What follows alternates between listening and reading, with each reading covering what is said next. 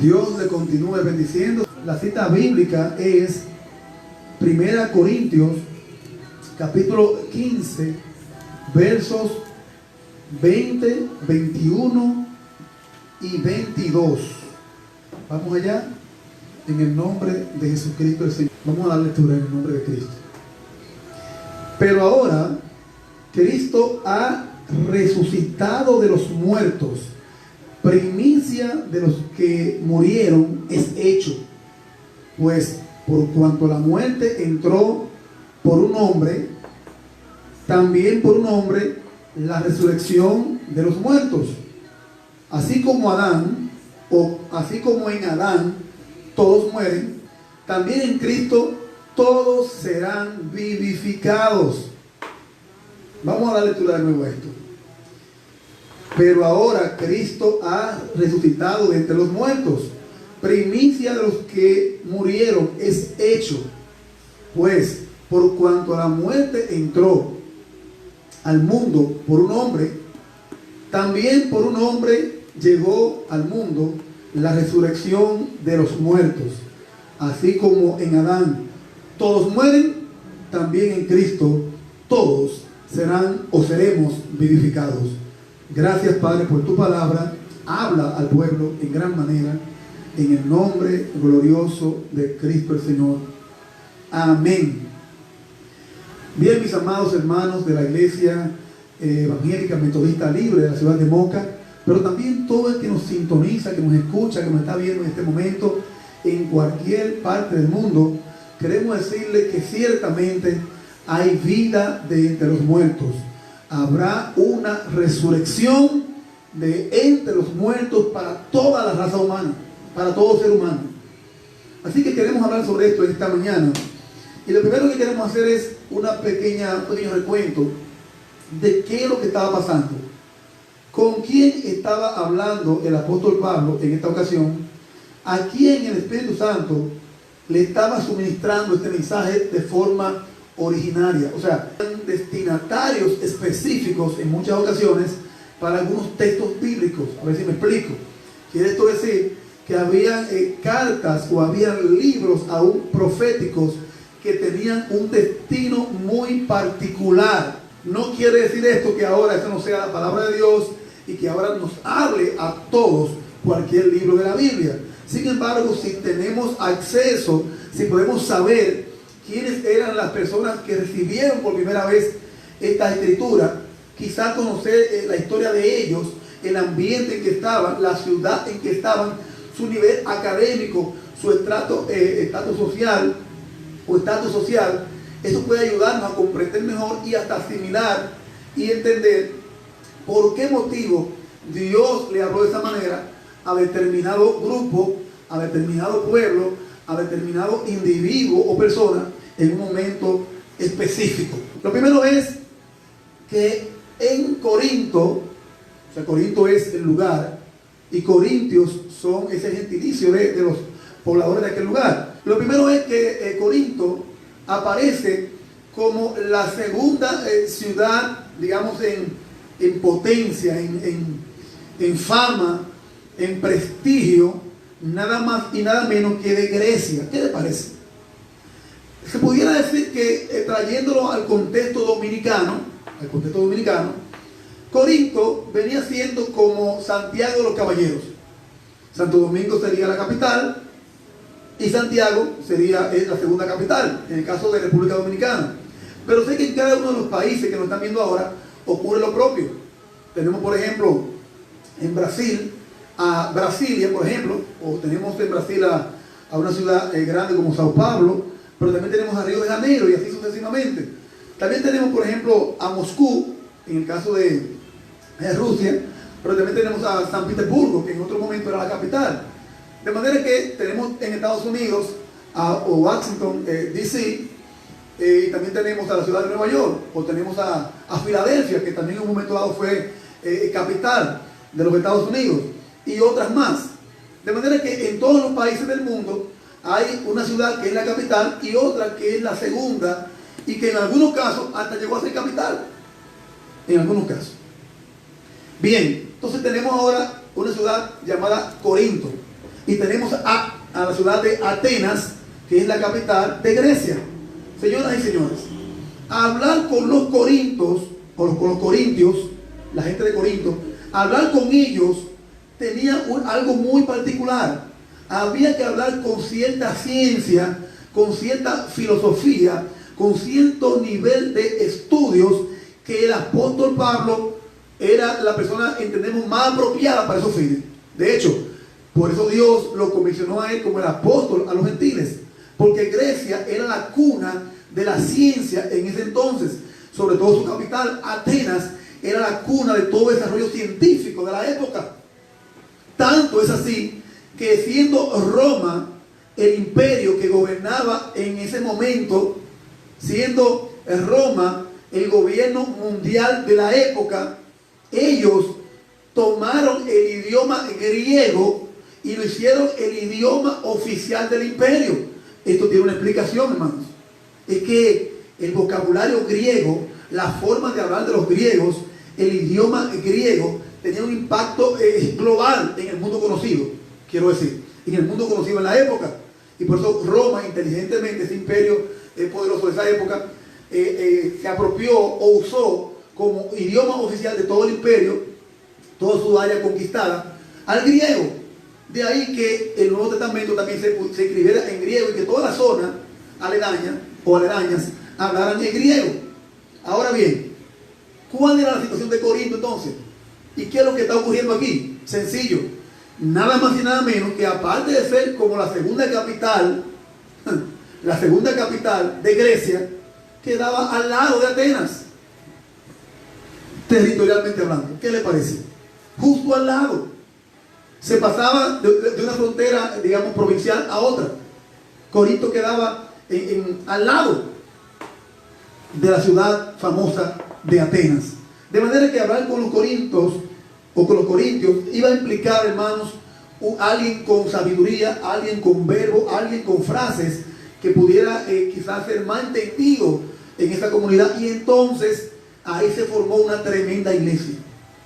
Una iglesia tan poderosa, dicen las escrituras mismas, que ahí no faltaba un don espiritual. Óigase bien, en Corinto había de todo. Había hermanos con don de sanidad, había hermanos con don de lenguas, había hermanos con dones proféticos, había hermanos con dones de ciencia, había hermanos con dones de fe extraordinaria, había hermanos con dones de todo. Era una iglesia pujante, creciente en todo el sentido de la palabra. Aparte también de la ubicación extraordinaria geográfica de la que gozaba la ciudad de Corinto. Es algo, hermanos, impresionante.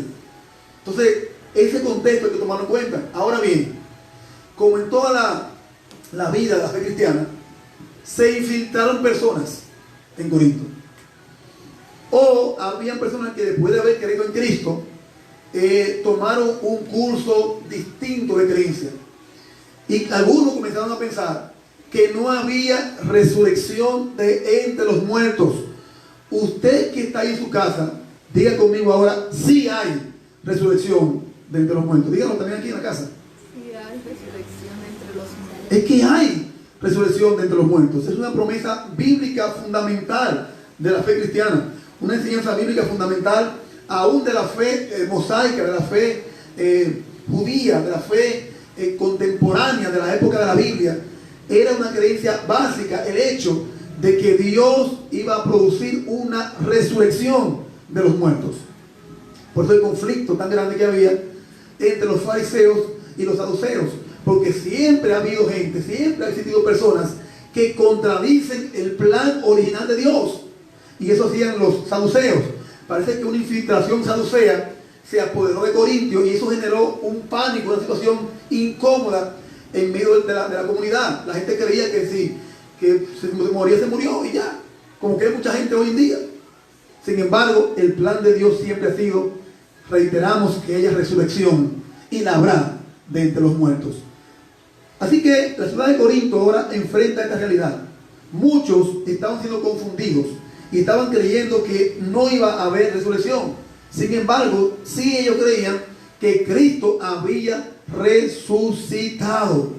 Ellos tenían la convicción, se les había enseñado así tanto Pablo como otros apóstoles, que Pablo también menciona ahí en el capítulo 15, que fueron allá a predicar, que fueron a hacer el trabajo de desarrollo, de crecimiento de esta iglesia, le habían enseñado a ellos que Cristo había resucitado, pero ellos estaban creyendo que para sí mismos, para ellos en sí, no iba a haber resurrección, o bien sea, que Cristo sí resucitó, pero ellos no iban a resucitar. Tremendo problema, tremendo dilema con el que Pablo se encuentra ahora, y hay que enfrentarlo en el nombre de Jesús, como siempre hacía Pablo. Enfrentaba los problemas que encontraba en las congregaciones y los resolvía con palabra de Dios, con revelación de Dios, porque el pueblo necesita que se le dé revelación bíblica para enfrentar los males que nos están aquejando en estos días. Miren como Pablo le dice en el verso 3, estoy en el capítulo 15, verso 3. Primeramente les he enseñado lo que así mismo recibí. O sea, lo que le estoy compartiendo a ustedes, yo primero lo creo, yo primero lo recibí, lo incorporé a mi vida.